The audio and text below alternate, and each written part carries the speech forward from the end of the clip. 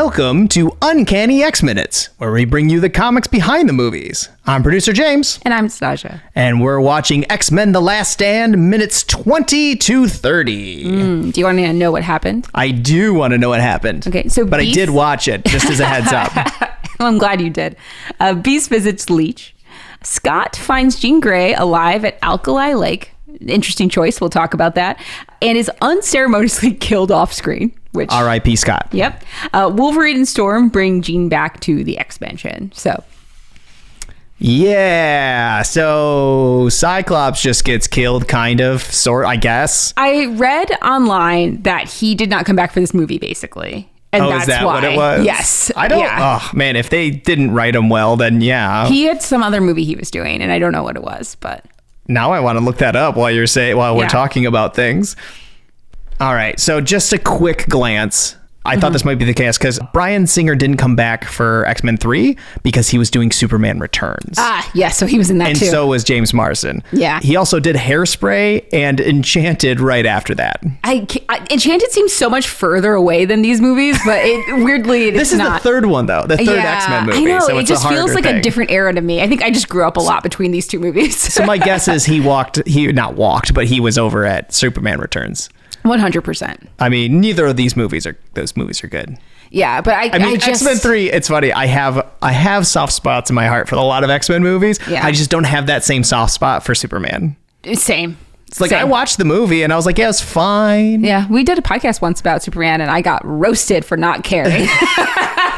Nowadays, I would not roast you for that. That's okay. So, one of the things talked about in this movie that I would like to talk about that I thought was more important until you do research and realize how not important it is, and that is the mutant power classification system. Yes. So in the movie, Callisto is in the meeting hall talking to Magneto, and one of the powers so we'll get into Callisto, but one of her powers is locating mutants and knowing how powerful they are.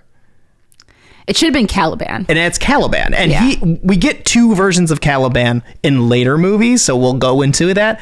But her offhanded comment is that no one here is above a level 3, except for Magneto. And I think it's just Magneto.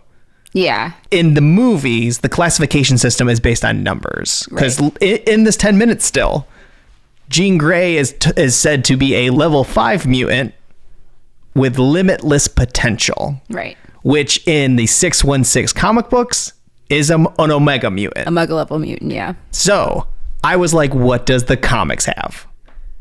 Not much. Yeah. There's Omega level. That is used often. But that seems to be the only one that they regularly use. Yeah. There are Alpha and Beta level mutants. There's no real definition for them. Yeah, it definitely, first of all, the concept of Omega has changed. Yes. Within the comics, the definition of what that is has changed dramatically. Yeah. So, because it used to mean like limitless potential. Right. And now it doesn't mean that anymore. Which I don't love. They've actually gone beyond Omega as the classification. What do they call that now? Beyond Omega. Just beyond Omega. Okay. That was literally what they call it. This is the Dragon Ball Z problem, right? It's just that there's power creep.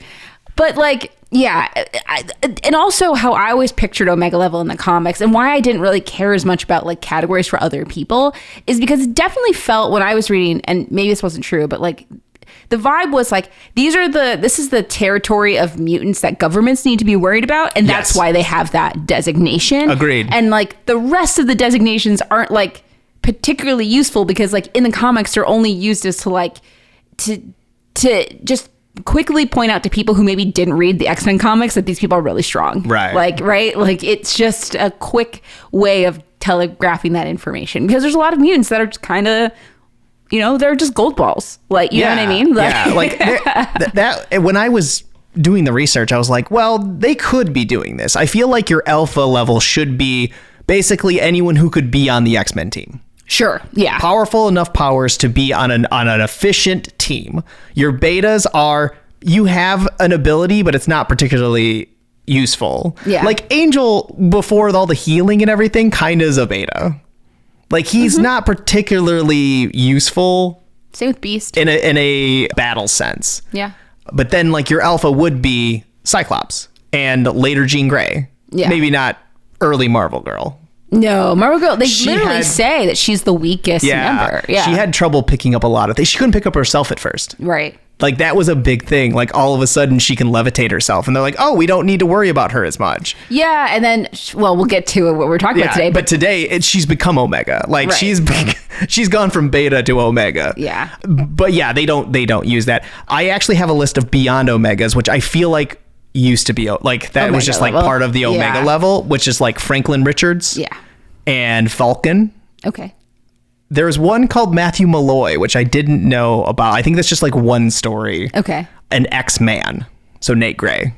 And Kate Omega's not on there? Not on here. That's weird. This is beyond Omega, though. Yeah, this is not understand just that. Omega. That's interesting. I feel like they've pulled back on And I think that's his why. powers. I think they're trying to not go as high. Like, I think they found, oh no, all these people are now Omega. Yeah. Like, how do you go? Like, Yeah. You got to bring them down to earth a little. let's be honest. There's some low-level Omegas and some high-level Omegas. Like, Kid Omega used to be like scary. Like, Yeah. he used to walk into a room and he would like change everybody's mind all at once, like whatever, and like make them say things. He and do truth things. bombed everyone. He did. It was incredible. One of my favorite stories. Loved it. It's great. Iconic. It was such. Anyway, we're not here to talk about Kid Omega. No, but we've gone into it before, yeah. But like now in X Force, he like a lot of times he Got takes, it. got it. He takes like he just like imagines a gun and like shoots a gun, and like I'm like, okay, well you're just Cable. He's like Armor. Yeah. If Armor was more like Cable. Right. Which, like, yes. Sure. I signed It's you fun. up. That's still cool, but it's Yeah. not what you used to be doing. No. Yeah. They're definitely shifting that around. And I didn't really like the new definition of Omega. I like the Beyond Omega. I want to know who are the people that are crazy. Exactly. Like, that's what I want. We don't need to worry about the guy who shoots laser beam out of his eyes. I really don't. He's dangerous, but so is a guy with a gun. Yeah. The guy who can manipulate reality at his whim. I need you to tell me about him, right? We need to Like, keep eyes on that guy. Yeah, exactly. Like Franklin Richards, that list. I want the Franklin Richards list. They should just call it the Franklin Richards list. It still boggles my mind that one of the most powerful mutants in the Marvel universe is in the Fantastic Four. It's actually one of my favorite crazy. things. It's great. I mean, it makes sense. Like, not totally everyone does. has to be in the X-Men, but it leads to some good drama, which is nice. Yes. And I also really like, God, we can't just sit here talking about Franklin Richards, but I want to. But I also love the fact that, like, they grounded him. Because if you are an Omega level mutant like Franklin, or Beyond Omega like Franklin Richards is, and you are in the X-Men and you don't have that human grounding to, like, an investment in the systems around you, Yeah. he should be doing stuff that's he would be Nate Gray. Yeah. And so, like, it works to keep him that powerful, but also have a lot of ties to his home. Yeah. And in the US in some ways, right? And like the Fantastic Four, and like he's more And New York adventure City. adjacent. Yeah, Yeah. honestly, yes. Like, and so it makes him less likely to do drastic things. It also helps that he's pretty young still.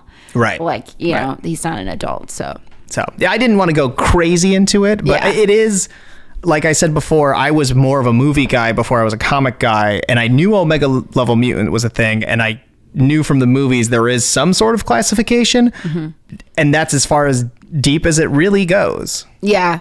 And that's, honestly, the comics are really like that too. Honestly. I think that's great. Like, I don't think we need to, I don't want to be classifying mutants too heavy. Me either. I don't think it's particularly fun. I think it's fun to have the Franklin Richards list, which is what I'm going to call it from now on. Yeah. But then I don't think the rest of it is important, because it's not really about your powers. Yeah. A lot of times, like how you use them and the drama and things They like that. did it in Age of Apocalypse a little bit, Yes. and that made sense. because it was also a nightmare society. Right. It was the hierarchy made sense. Like, you wanted to be high up. Yeah. And that one, the like betas that we were saying, they actually had betas and gammas. Yeah, yeah. But the lowest of the lows were the dregs. Yeah. Low powered mutants. Right.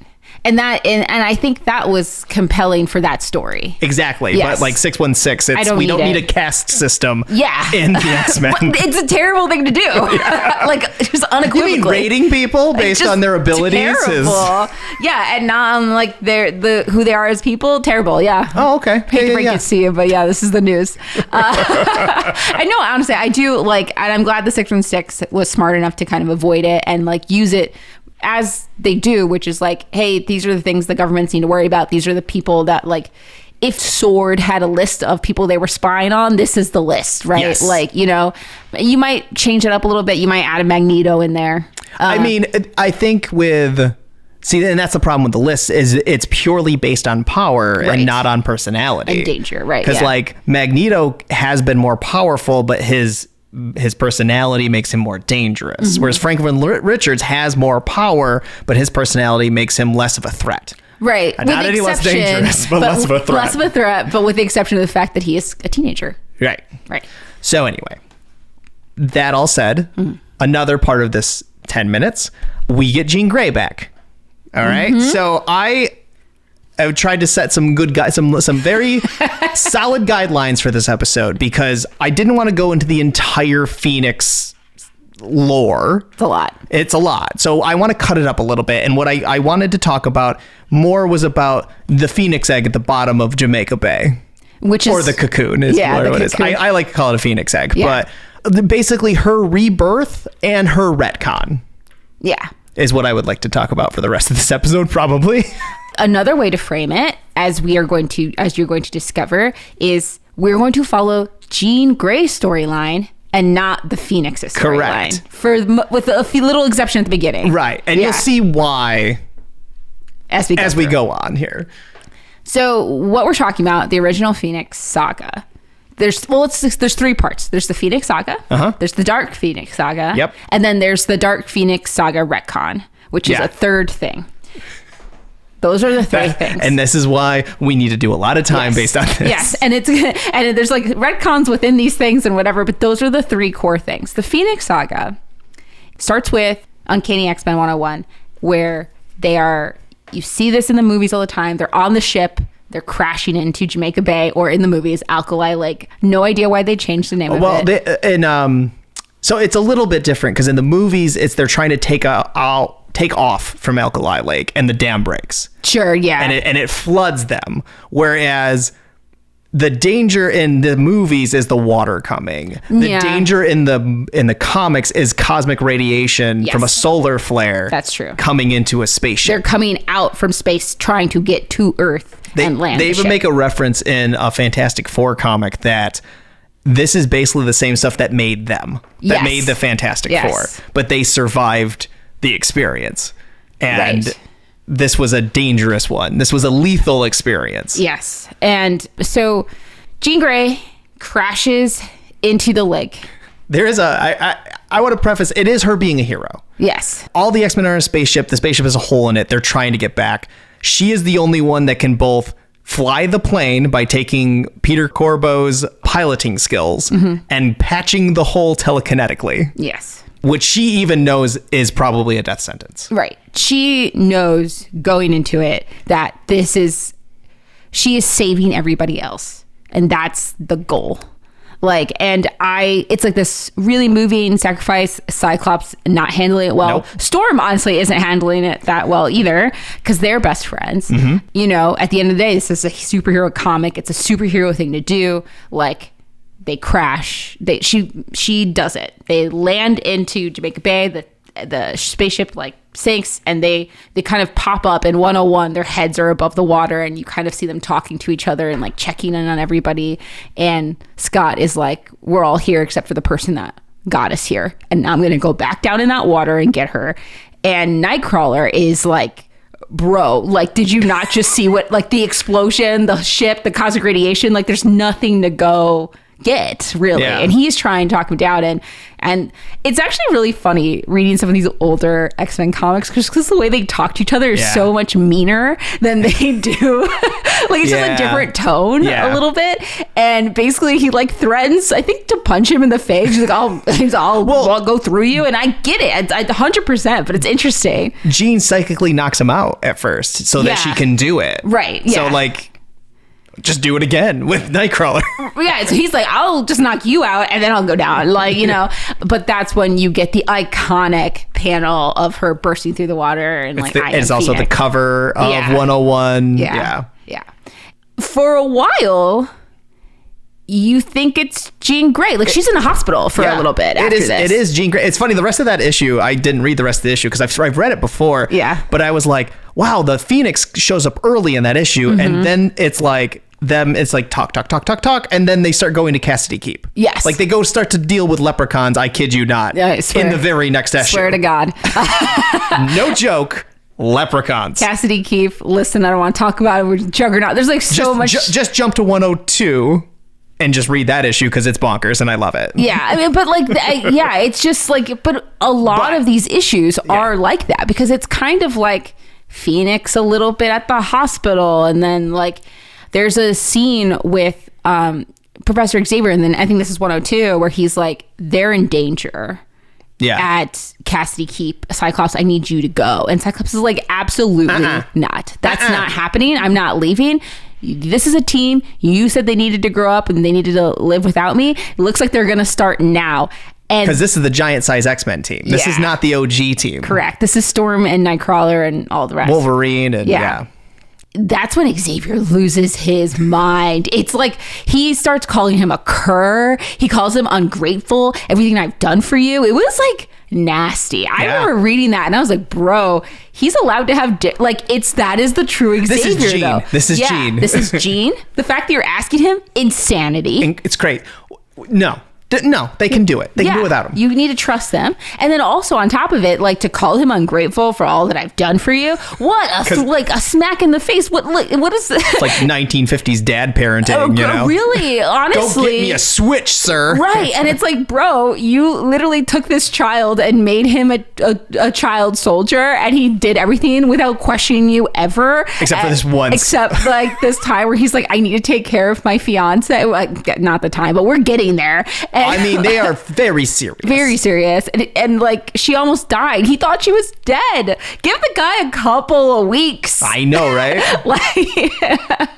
So all the stories that lead after that is just you as the reader are just like, it's Jean. She's come back with more power. Yes. Something has happened. I don't even know if they bring up the cosmic radiation here. I don't think they do. Actually, pretty sure they don't. That is in the retcon that we'll get to with Fantastic Four. You just think that like she pushed beyond her limits and she came out of the water and she's stronger now. And they mention a couple of times. Well, the fact that she says, I'm Phoenix, it's like there's something happened, but they don't really go deep into what that is. Right. You don't until really know. more like the Dark Phoenix. Right, which saga, which we're going to ignore for right now. But the whole thing is that she's walking around and she's able to do things that she wasn't able to do before, and some like weird stuff, which people don't always recognize, but like she can like touch people, like make their clothes do different things, like change their outfits and like crazy stuff that you're like, what's going on? There was a panel too of Storm changing her outfit using her power coupled with unstable molecules of her costume. Right. Yes. But nobody else really does that. Only Storm, I feel like, is able to do that. Yeah. Because they're like, oh no, we need to be less conspicuous. Yes. So she made hers look like a uniform from the airport nearby. Yeah. And Nightcrawler's like, well, I've got my image inducer, you know, and I love the image inducer with Nightcrawler. But I just love that that's a thing Storm can do that we just kind of drop after a while. Yeah, there's a lot. I mean, like, I think like there's a point at which we forgot that like Reed Richards, and honestly in these stories too, they forgot that Reed Richards made these costumes. Right. And we'll get there. But yeah, you know, some stuff that you just lose over time. The writers change and they forget. Right. So, I do want to mention one Dark Phoenix story partially in reference to these 10 minutes, because there is a shot or a sequence where Jean takes off Scott's glasses, and he's like, no, don't. She's like, no, you're fine. And they take it off and you see his eyes and she holds his power back. That happens in the books, and it's a really dramatic, sweet scene that they reference later. So that actually happens, but it's the Phoenix doing it both times. Yes. So so we can get into the retcon. So like, what do we mean by the Phoenix and not Jean Grey? So the behind the scenes of it all was that was Jean. Yes. And in the Dark Phoenix saga, she dies. As anybody who's watched the animated series or Dark Phoenix or whatever, you know, like the way this movie ends, you know, it is how the Dark Phoenix ends. They weren't going to bring Jean back. And then unless they had a good idea, I think was what it was, or they eventually did want to bring her back. The rumors are that the rule was in order to bring her back, she could not be liable for killing millions of people. We are not going to talk about that. That's a Dark Phoenix Saga thing, but she does some bad things at Dark Phoenix. It's stuff that you can't forgive. Right. And so, according to the editors at the time. And so they were very adamant about not bringing her back unless they could somehow absolve her of all of those crimes. Hard to do. Yeah. So it was also a difference of opinion. And so long story short, eventually somebody pitches something that's like, okay, what if we brought her back and it wasn't her fault because the Phoenix and Jean Grey are different people? What if it wasn't Jean Grey the whole time? Right. This is very interesting because this crossover happens in Avengers, Fantastic Four, and then the first issue of X Factor. I gotcha. You gotcha. So, like, that and it doesn't even happen in X-Men. It does not happen. It's crazy. If you look at the covers, they're like basically like X Factor is coming. Yes. Is what the covers for both the Avengers and Fantastic Four says. I think it's absolutely, in my opinion, vital to read those Avengers and Fantastic Four comics. You're not wrong. Like usually with this kind of stuff, it's like, oh yeah, no, it happens in a side comic, whatever. Like this, it's tough. In hindsight, it's easier. Because we're like, you already know it. We already know it. And the only way they can tell you this is going to tie in with an X-Men book is that X Factor bug up in the corner. Right. So, like, at the time, I bet that was super confusing. They also explain what happens in each previous comic, like each issue that they show. Yeah, they do. Because they knew it was a mistake. They knew it was confusing. Like, so in you have Fantastic to read them. Four, they don't even know who Jean Grey is. That doesn't make any sense. Like, it's crazy. There's literally Fantastic Four vs. X-Men. Like, there's so much. He's made the costume for Marvel Girl. He should know who she is. I don't know who that is. He's like, I have no idea who this is. I mean, she was masked before. I suppose. And Jean Grey was not masked. Because she was still in the old Marvel Girl suit. No, she wasn't. Her clothes had like. Yeah. No, I meant before they went to dinner on New Year's Eve. Oh, I don't know. I'd have to look that up. Yeah, I'm wondering. sure. I'm curious if she's still masked, so maybe he wouldn't have recognized her because secret identity. She's not masked in the Cocoon.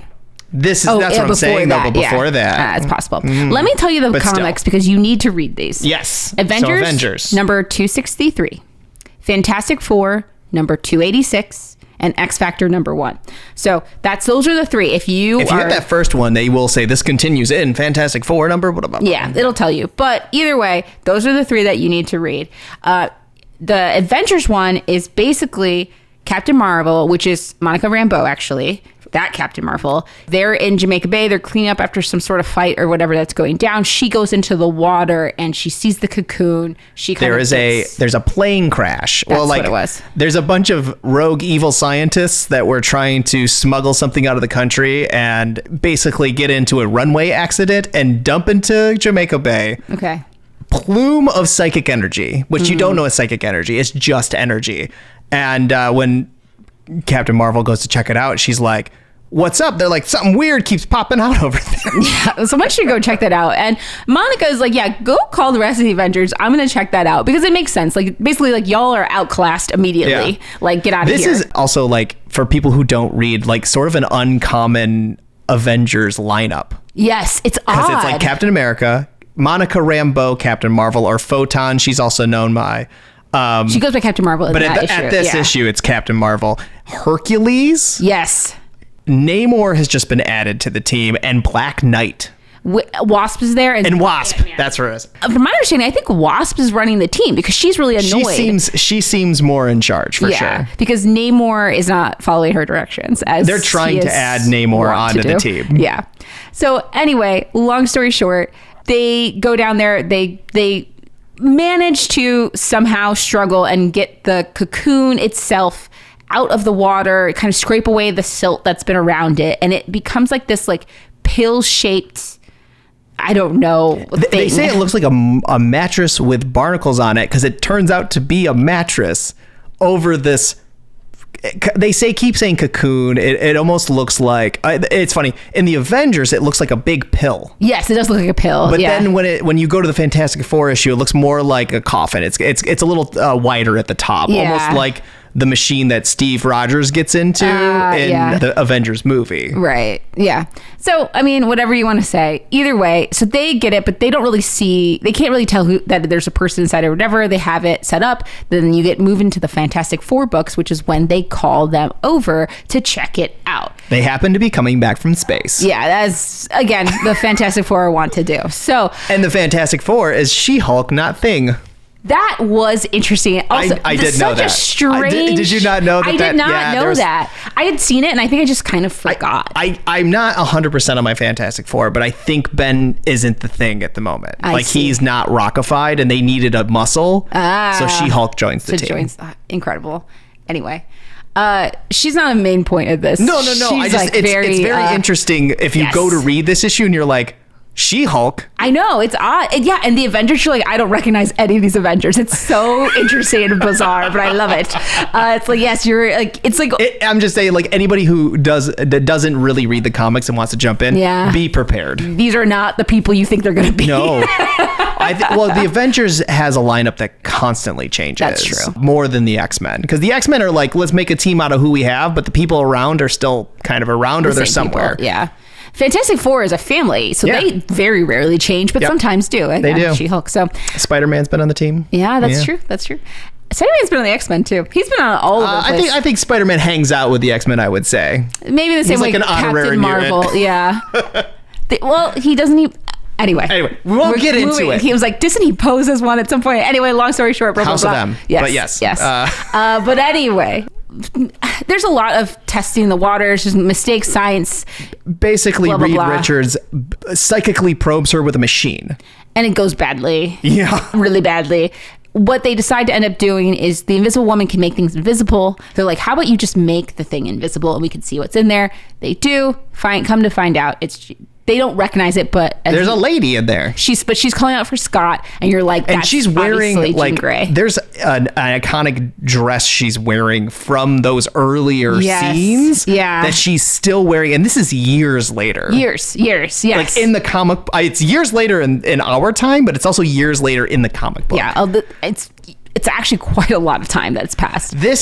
We've talked about before from like the X-Men 97 show and previous, X-Men storylines.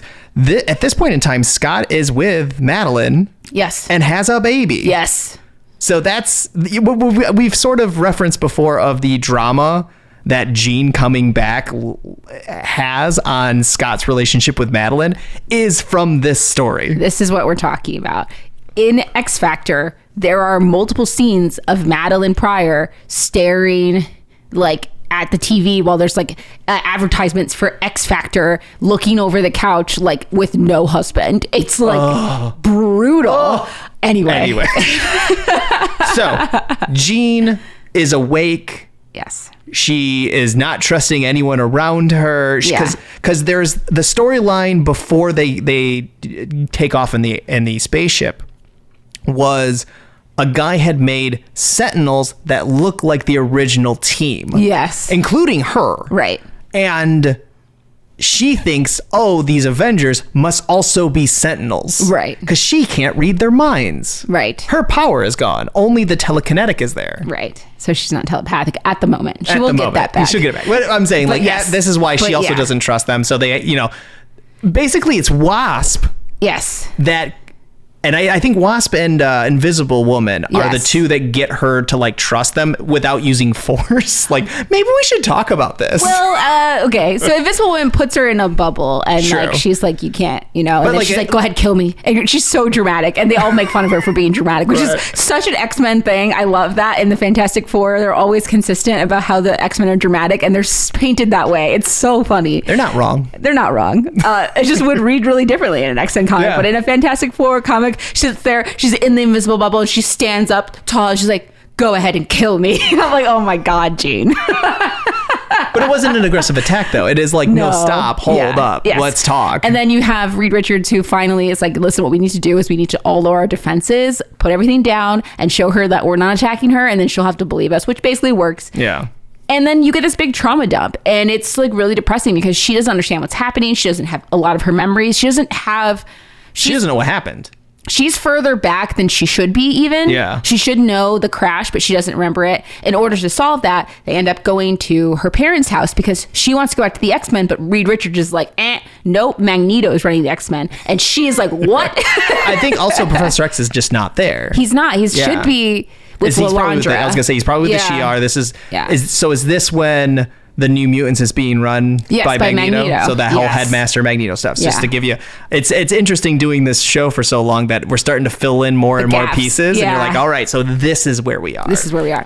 And so she's shocked because obviously why would Magneto be running this school? Right. She doesn't understand She has that. no reason to know. And the only other place they could think of is her home. And Reed Richards at first is not a fan of this because he's like, they think you're dead and you've been dead for a long time. Like, a really long time. Years. Yeah. And like, this is going to be shocking if you go. And so Sue is like, no, actually, I'm vetoing you, Reed, because this is actually, she's having an emotional breakdown. If we don't get her somewhere safe, this is going to go real bad. Yeah. And like, honestly, not wrong. Correct. So they do end up going to her house. Hercules kicks down her parents' door. Long story short. It was locked. Okay. There's a little like ball that has like the essence of Jean Grey, and it like does like a little thing. They give out this. There is a it's like Shi'ar technology. It is Shi'ar technology, and there's like the untold stories of Phoenix. There's Tales of Phoenix. I don't know if you read that little issue. I didn't get to read it's that. It's not necessary, but it is a little bit. They show you like the gaps in these scenes, and there's like the one where he gives it to her parents, like to remember her by, and stuff like that, and like. So she picks it up, and then she gets the flood of memories. She catches up, but then also some of the Phoenix. They do a little bit of it in classic X-Men. Yes. Yeah. That I did read. Okay. That goes into the retcon as well. Yeah. But yeah, long story short, she gets her memories back a little bit. And she gets like the Phoenix memories too. Yeah. And then she realizes what's happened, and you have Captain America coming in explaining he puts the pieces together, what she now remembers and what's Phoenix and what's her. And they are very clear in this issue that this stuff that she's remembered, that all that bad things, that is the Phoenix and not you. And this is the way they brought her back to life, by like making that hard line. Right. And so they, in the classic X-Men issue number, I had it here for a second, number 43, they replay the scene of her like getting in the cockpit and going down. And then they tell the story of her in the cockpit. Basically making a deal with the Phoenix. Yeah, I've seen that, yes. And so it becomes like the Phoenix stops time. Actually, they do this in the Fantastic Four issue too. It's just drawn out a little bit more in this classic X-Men issue, where she's like, you're going to die. I want to have a corporeal form here. So if we make a deal, and she's like skin and bones in this classic X-Men. She is definitely like dying, dead, like there's no way she's gonna be able to go on. That's not how they portrayed in the Fantastic Four they comic. do not. Yeah. So in this one, she's basically like, you can heal and I will take your spot. Yeah. And so the Phoenix is more of like an energy form, and it starts becoming more human-like as the discussion's going on, and then when the agreement happens, she looks like Jean. Right. And then Jean is now in a Phoenix egg or a cocoon at the bottom of Jamaica Bay. Right. And Captain America makes a whole speech about how the fact that the Phoenix chose the noble sacrifice is because the parts of her, she gave the Phoenix a soul because she gave her so much of herself. That tie between good and evil, like the Phoenix couldn't overcome it to be evil, and like they talk about how it's almost like they're imprinted each other. Yeah. So like Phoenix couldn't just be pure Phoenix; she was part Jean, and the Jean part is what, because we'll get into it later, but the Jean part is what influences. That is actually how they explain how she's sort of not always Phoenix, right? And in the movie, the way they explain all this, and I think we'll dig more into that in a separate episode, is they sort of make it a split personality. Not even a split personality. They make it seem like Phoenix is Jean in the movies, and Professor put psychic blocks in. Yeah. To keep her powers at bay. So she wouldn't turn into Phoenix. So she wouldn't turn into Phoenix, and she would just be Jean. But we'll go in that. I feel like that has more Dark Phoenix, implications that we can get into at a later date. Yeah, but just so you know, this is the hard delineation. this is where we tell there's so much more to this that we could talk about. Oh man, but right? Like, but this is the basics. this is how Phoenix became and how we got Jean back. Yes. So this is Jean's story, like you said before. Yeah. So eloquently. Thank you. As Jean went into the water at the beginning of that, everything else is Phoenix, and then Jean comes out of the water in the retcon in Adventures. And that's what happens. And so then she has to be caught up. It's such a compelling story. I don't love the retcon. No, it's not my favorite. Most people don't. I just want to... And that's why if you watch the animated series, they take that out. She actually becomes, I think, the Ray takes the Phoenix out of her. Yeah. Is what I think so. If I recall. The animated series just kind of blasts Phoenix off of her. So she's just not Phoenix anymore. And instead she's just been... kind of what you would assume it would be. Like, she was possessed by another entity and the entity did it all and not her. Yeah. Like, being influenced by a dark presence. Yeah. Claremont has said in some interviews that, that wasn't super clear because he didn't actually decide. And this is very Claremont of, he's writing and he's like, was she possessed? Was she not possessed? I'll keep it vague. And that ended up biting him because, his editor didn't believe that she was possessed and we couldn't blame it on the Phoenix and whatever. So... that was part of the issue of why they had to kill off Phoenix and why they had to kill off Jean Grey. Excuse me. We should talk about the Comics Code Authority. We'll come back to this. Right. But yeah, we went a little over, but you need it for Jean Grey. It. This is a core piece of X-Men lore. You need to know this. So now you do. All right, we're going to wrap it up here. I'm producer James. And I'm Sasha. And we'll see you for the next 10.